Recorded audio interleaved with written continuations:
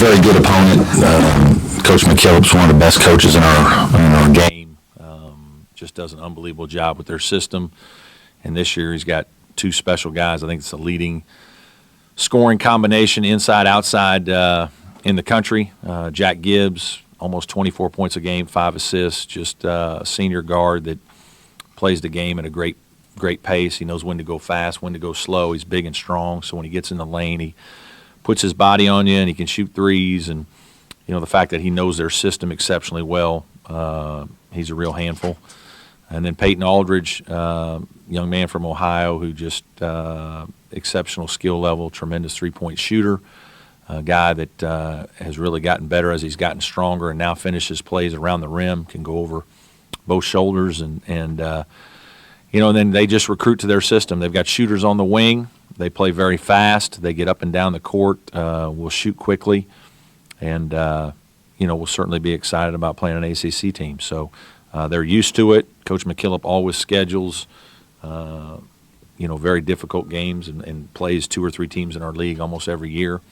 The one concern a little bit just is, the time of the game. It's a Thursday 11 a.m. tip-off, so we got to go back to our AAU days here a little bit and just kind of, wake the guys up a little early. It's not a typical kind of game. Probably won't be a huge crowd down there in the late morning, but the game needs to be about us. It needs to be about our preparation and our trying to continue our positive momentum from the Georgia win. These early season tournaments, how do they benefit a team, and is there anything that you can kind of learn from them or take away from them? Yeah, certainly. There's you're going to play 3 teams. You might get different styles. You certainly get, it might be a 24-hour prep.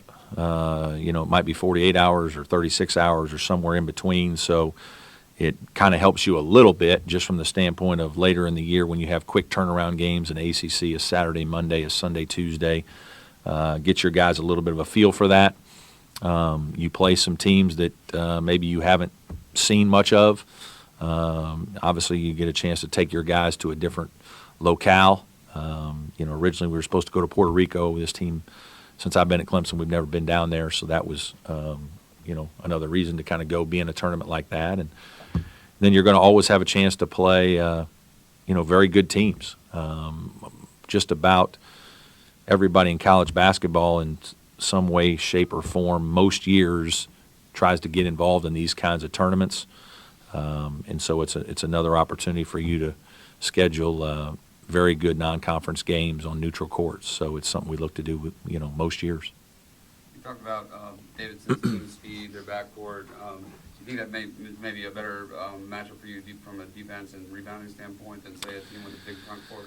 I don't know about that. I think just they play so fast that, our little bit concern is just a lack of numbers that we have. We don't have quite as many numbers right now with some guys out. And, that's the pace of the game. Sometimes that can really be a factor. They're not quite as big and they're not a posting team, but that's not necessarily good for a guy like Legend. That's a tougher situation for him to guard guys who are going to be moving around the three-point line. And Davidson can put 5 guys in their starting lineup that all make threes. So, they present a different set of problems. It's a different style of play.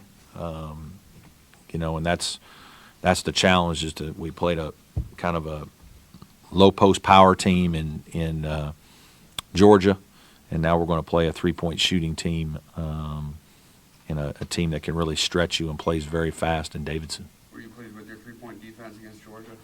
Yeah, for the most part. We had a couple breakdowns, but by and large, I thought we did some good things. Frazier is their best overall shooter, and I thought we made his shots difficult. Again, it's Mayton made a couple threes on us, and that certainly can happen in the Davidson game because Aldridge is probably even better 3-point shooter. And like I said, they can put a 5 guy out there that can make threes in McGarity. So it's a unique matchup. It's a difficult matchup because of that. And obviously that's something that Coach McKillop has recruited to because he knows that style fits the kind of guys he gets at Davidson. You mentioned the atmosphere of the 11 o'clock game on Thursday. How do you create that energy, because like you said, it's going to be nobody there, and so it's not going to Yeah. have to be yourself. You know what? You just hope your guys are mature enough to handle that. And, if you're playing well, it's easy to feed off your good energy because you're playing well. When things don't go your way, that's when it becomes really tough. And that's why you see, these kind of upsets in these kind of situations. It's not really, an atmosphere game. It's not a game that anyone's helped by that. So I think as a coach, you try to get your guys extremely well prepared. You talk about it a little bit in terms of, hey, we have to create our own energy and enthusiasm with our play. You try to get your bench to be active, your assistants, and everybody in your program to really be up and at them. But your guys got to want to be excited about playing, and hopefully our guys understand that and understand the kind of team that Davidson is going to bring to us, because they're going to be good and they're going to be fast. And if you're not ready, and if you're celebrating a basket, they're going to lay one in about 3 seconds, or shoot a wide open three in about 3 seconds. So it's a game where you've got to really be locked in mentally, because of the way they play is different than a lot of the teams we play.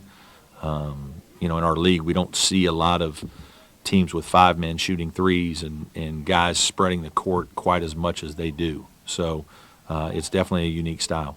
3 games in 4 days, 7-man rotation. When you find out about your team's physical conditioning? Well, it's going to be hard. That's going to be a challenge for us. We obviously didn't think we'd be in that position, but we are. So, it's a little unfortunate, because you'd like to have, all your bullets, but you just got to do what you got to do. And so we'll have to monitor that as coaches. We're going to have to be smart maybe in how we play a little bit.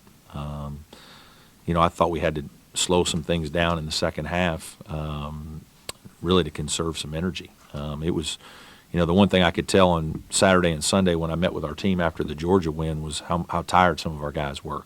That game took a lot out of us physically and emotionally. I think you get charged up for an environment like that, and there's some mental fatigue and a drain on you that comes when you put so much into something. This will be different. I think it'll be mostly physical, but our guys are going to have to understand it. Like, you're going to have to go when it's time to go, and we're probably going to have to play a few more guys. Scott Spencer's going to have to play probably more than he did, and hopefully he'll be prepared. Considering that everybody's going to have to play a lot, do you still like Marquise in that role, coming off the bench and kind of providing offense when he comes off? Yeah, I do. And that's, anything can change, but I think he's been comfortable with that. It's what we've done since we've started this season. It was kind of my thought process heading into the season, even when he was playing well in practices. I do like to have a guy that you're putting into the game that, is an offensive guy, a guy that, other teams have to worry about. And sometimes you're subbing to strength in one area, and for it to be offensive firepower can be a good one for our team this year. Have you seen a lot from him in practice that made you think going in that he put 19 points in his debut? Yeah. Yeah, absolutely. He's a guy that can score, and he's every interview I've done for the last year, I've told everybody that's what that guy does. He scored in our scrimmage, he scored in our exhibition, he scored in our first game. And as long as his shot selection is pretty good, then he's going to keep getting opportunities. And as long as his defense is where it needs to be, and he's focused there and doing the right things competitively defensively, that's going to help him. And I thought he did some good things defensively with Avery against J.J. Frazier. So, we're not surprised that Marquise is, looking to score, making plays. That's just kind of who he is, how he plays, and I would think that would continue. That's big with Avery having to play the point, and also Grantham playing 39 minutes. You're going to lose some shooting with those two guys. So it's big to have a guy like that. It's funny. Just you mentioned Dante. I think looking at the film and the way the game was played, and with all the foul trouble, I think Dante, in my mind, was kind of an unsung hero in the game. And I said that after the game, and I made sure to find Dante on Saturday and talk to him about it, because I thought his ability to compete post defense, I thought his, couple blocks, I thought his rebounding, I thought he had more of an impact on the game in other ways, and the fact he was 0 for 6 from 3, don't worry about it, man. Just keep doing what you're doing. And he'll make 3 out of 6 one game here soon. But, it was real growth for me to see that out of him. And I think hopefully he's getting that message, and hopefully that continues, because I don't think we win the game without him having that kind of impact defensively. I just thought he played really well for a guy, who didn't have big scoring numbers, and who maybe has been kind of just a shooter in the past. I think he's changing his game, and we've talked about it, and he's growing as a player, and physically the work he's done in the weight room is really helping for that. When you have somebody like Reed who's so comfortable in pressure situations, does that do anything for the spirit of the team as a whole? Yeah, I think I think our guys have a lot of confidence in each other, and I think we have confidence in Marquise. I mean, he's another guy that we believe can make a basket if we need one, and another guy we trust.